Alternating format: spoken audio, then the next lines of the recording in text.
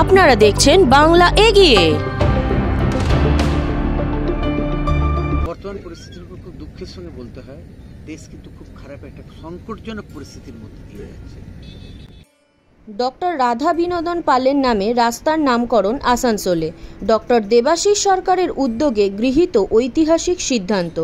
সম্প্রতি আসানসোল দক্ষিণের বিধায়িকা মাননীয়া অগ্নিমিত্রা পল একটি ক্যারাম বোর্ড উদ্বোধনের ছবি সামাজিক মাধ্যমে পোস্ট করেন।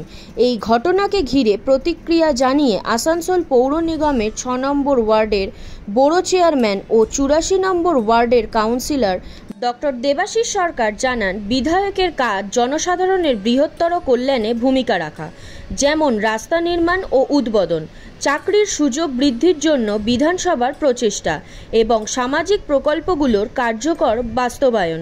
ক্যারাম বোর্ড উদ্বোধনের মতো কাজ বিধায়কের মর্যাদার সঙ্গে সংগতিপূর্ণ নয়। এই প্রসঙ্গেই তিনি জানান, ভারতবর্ষে এই প্রথম স্বাধীনতা সংগ্রামী বিচারপতি ডক্টর রাধা বিনোদন পালের নামে রাস্তার নামকরণ হতে চলেছে আসানসোল শহরে।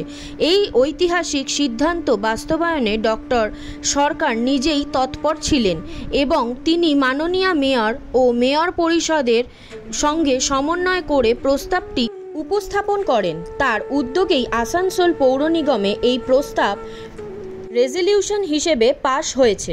ডক্টর দেবাশিস সরকার আরও জানান, এই সিদ্ধান্তের পিছনে তৃণমূল কংগ্রেসের সাধারণ সম্পাদক শ্রী অভিষেক বন্দ্যোপাধ্যায়ের জাপান সফরের একটি গুরুত্বপূর্ণ ভূমিকা রয়েছে।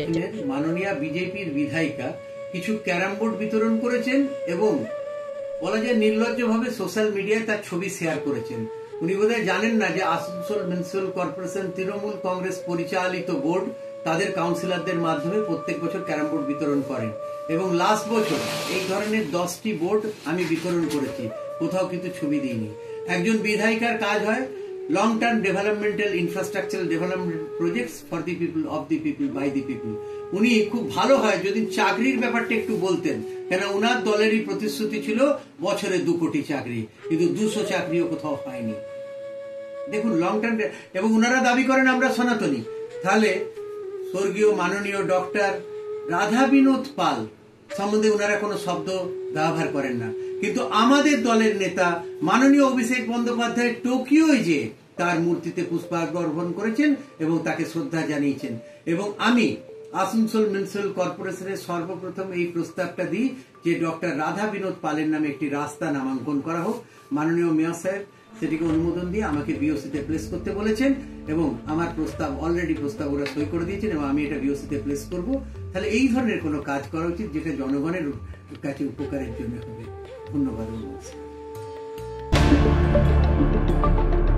দেখতে থাকুন বাংলা এগিয়ে।